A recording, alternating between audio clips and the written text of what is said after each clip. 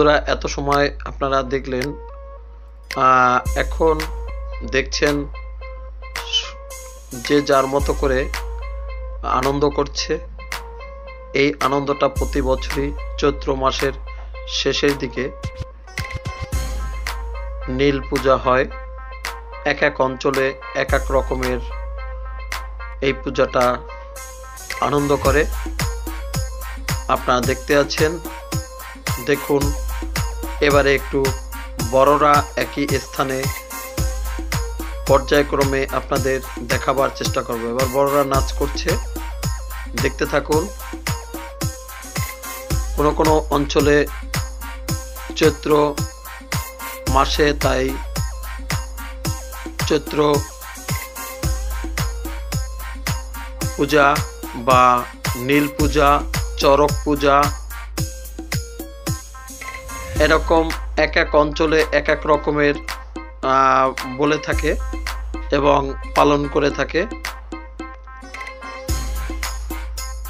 আপনারা দেখছেন এখানে একটু বড়রা নাচ করছে।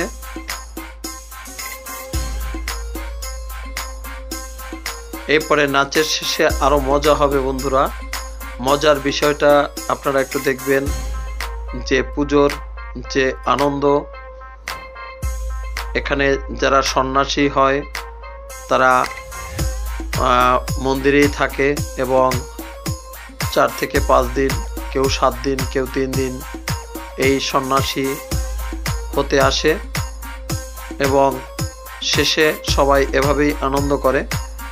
এখানে যারা দেখছেন সবাই পড়ালেখা করে এবং ইয়াং জেনারেশন, এরা সবাই সন্ন্যাসী হতে এসেছে এই মন্দিরে। তো এই নাচ করার পরে আপনারা দেখবেন, এখনই দেখতে পাবেন আপনারা খুব আনন্দদায়ক ঘটনা। দেখতে থাকুন, আমাদের ভিডিওগুলো নিজেরা দেখবেন, অন্যকে দেখার সুযোগ করে দিবেন। আমরা আপনাদের সহযোগিতা নিয়ে ভালো কিছু করতে চাই এবং আপনাদের অঞ্চলে এই চৈত্র মাসে যে পূজাটা হয়, এই পূজাটা আপনাদের অঞ্চলে কেমন করে পালন করে বা আপনাদের অঞ্চলে এটাকে কি বলে একটু জানাবেন। বন্ধুরা দেখছেন এখানে সবাই মনের আনন্দে সুন্দর করে নাচ করছে। এইবারে দেখতে পাবেন বন্ধুরা, এই যে শুরু হয়ে গেল, হ্যাঁ শুরু হয়ে গেল, এখনই দেখতে পাবেন।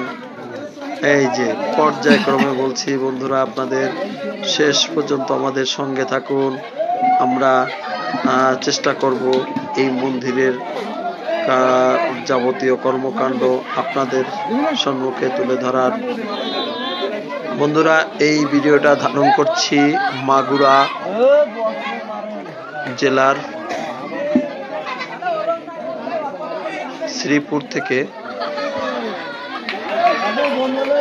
শ্রীপুর থেকে এই ভিডিওটা ধারণ করছি। দেখুন, এই একজন রমণীকে এনে মাটির ভিতরে রেখে দিল, হয়তোবা যে নিয়ে আসছে তার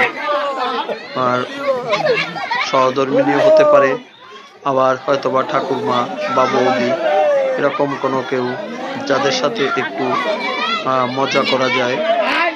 আর এই দীর্ঘ 5-7 দিন সবাই সন্ন্যাসী থেকে আজকে সেই বিষয়টা, এই দেখুন ঠাকুরমাদের ধরে নিয়ে আসতে, নাতিরা ঠাকুরমা, দিদিমা, এদের সঙ্গে আসলে এরকম করে। আপনারা সবাই ভালো থাকবেন, ভিডিওটা শেয়ার করবেন। সকলকে ধন্যবাদ।